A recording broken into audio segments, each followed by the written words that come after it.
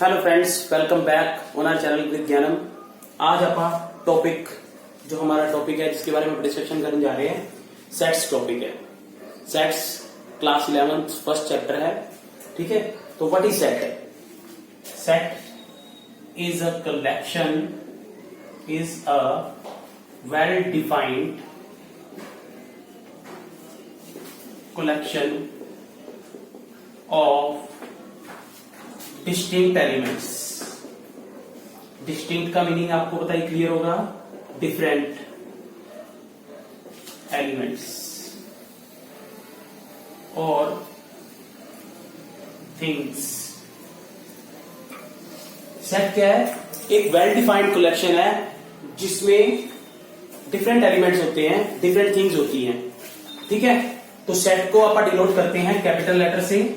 आप ए से डिनोट कर सकते हैं सेट को कैपिटल लेटर से, और इसको आप कर्ली ब्रेसेस में रखते हैं, और जो इसके एलिमेंट्स होते हैं उसको आप स्मॉल लेटर से रिप्रेजेंट करते हैं, ठीक है। तो set is a collection of well defined and distinct elements. इसमें सारे एलिमेंट्स डिफरेंट होंगे। अगर हम किसी एलिमेंट्स को रिपीट करते हैं तो उसको आप फिर काउंट नहीं करते हैं, मींस रेपिटेशन यहां पे नहीं होगी, तो आप सेट को A B C he represent करेंगे, ठीक है। अब कलेक्शन वेल डिफाइंड का मीनिंग क्या है? वेल डिफाइंड का मीनिंग क्या है? जिसका मीनिंग, जिस थिंग का मीनिंग सभी के लिए क्या रहे? सेम रहे। जैसे 28 स्टेट्स हैं इंडिया में, set of all states of India. सारी की सारी स्टेट्स डिफरेंट है, उनके नाम डिफरेंट है, वेल नोन है, ठीक है। तो ये वेल डिफाइंड है। तो इसका मीनिंग क्या हुआ? Set of all Indian states. हमारे पास एक सेट है। अदरवाइज अगर आप पूछे किसी से फेवरेट स्टेट, अगर मैं किसी से पूछता हूं कि उसकी फेवरेट स्टेट क्या है, हो सकता है ए आंसर दे कि उसकी फेवरेट स्टेट पंजाब है, और बी आंसर दे उसकी फेवरेट स्टेट क्या है? गोवा है, ठीक है। ऐसे अलग अलग पर्सन्स की जो फेवरेट स्टेट है वो अलग हो सकती है, ठीक है। तो उसको आप क्या बोलेंगे? अगर जो फेवरेट स्टेट्स हैं वो डिफरेंट हो सकती हैं, तो जो फेवरेट वर्ड है वो सेट नहीं हो सकता है। सेट के लिए कुछ चीजें डिफाइंड नहीं है। जैसे हमारे पास क्या है? ब्यूटी है, डेंजरस है, टैलेंटेड है एंड इंटेलिजेंट है। इंटेलिजेंट का भी मीनिंग डिफरेंट पर्सन के लिए अलग अलग है। डिफरेंट पर्सन के लिए, एक स्टूडेंट है मैथमेटिक्स में इंटेलिजेंट है लेकिन दूसरे सब्जेक्ट में अच्छा नहीं है, तो इसका मीनिंग क्या है?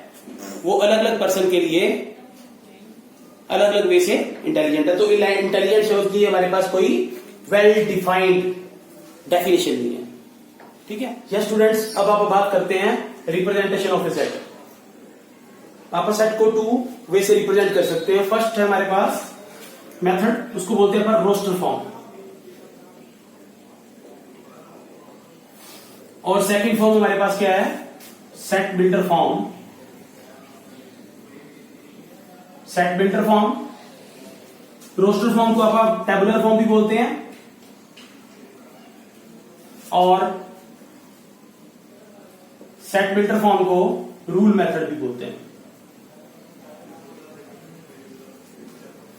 अब इसमें देखो, सेट रोस्टर फॉर्म में क्या होता है? रोस्टर फॉर्म में आप हर एलिमेंट को अलग अलग लिखते हैं, मींस उसको ऐसे लिखते हैं। जैसे हमारे पास रोस्टर फॉर्म है, उसमें मैंने लिखा ए सेट को 1 2 3 4 and 5, this is a set of natural number up to 5। ये इस एलिमेंट, इसमें मैंने हर एक एलिमेंट को अलग अलग लिस्ट किया है और कोमा से सेपरेट किया है। तो इसमें मैं क्या करूंगा? मैं इसी सेट को ऐसे लिखूंगा x, और ये जो मैं कॉलन लगा रहा हूं इसका मीनिंग है such that x is a natural number less than और इक्वल टू 5। जो नेचुरल नंबर है वो 5 से लेस है और 5 से इक्वल है, ठीक है, 5 के इक्वल है। अब क्या करते हैं हम? अब एक और ले लेते हैं अपन सेट। एक सेट मैंने लिखा AEIOU,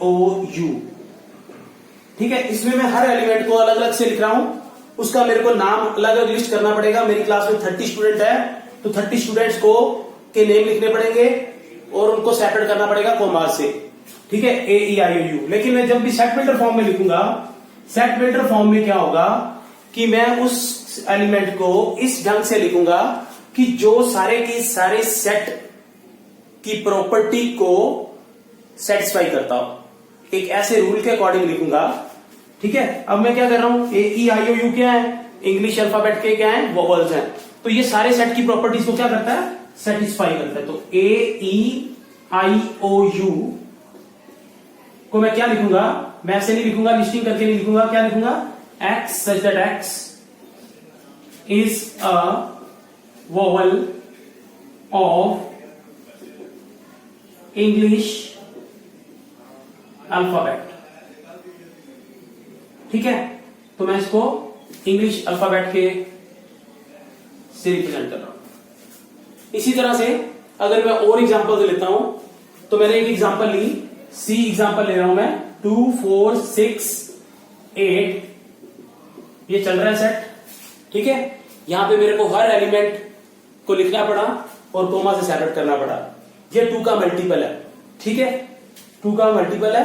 तो मैं इसको ऐसे कैसे लिख सकता हूं, और मैं इसको सेट बिल्डर फॉर्म में एक रूल के अकॉर्डिंग लिखूंगा, स्पेसिफिक रूल के अकॉर्डिंग, जिससे सारी सेट के जो एलिमेंट है वो इस रूल की प्रॉपर्टी को सेटिस्फाई करेंगे, ठीक है। तो मैं क्या लिख रहा हूं, X such that X is equal to 2n and n belongs to natural number, ठीक है। तो ये सारी की सारी प्रॉपर्टीज को क्या कर रहा है, सेटिस्फाई कर रहा है, क्योंकि ये 2 का टेबल है, 2 4 6 8 10, ठीक है, इसकी प्रॉपर्टीज है। और ये नेचुरल नंबर तक, मीन्स मैंने डॉट्स लगाई हैं, ये कहीं पे खत्म नहीं हो रहा है, अब n तक जाएगा। तो यहां पे भी मैंने इसकी वैल्यू n को नेचुरल नंबर से बिलोंग कराया, ठीक है।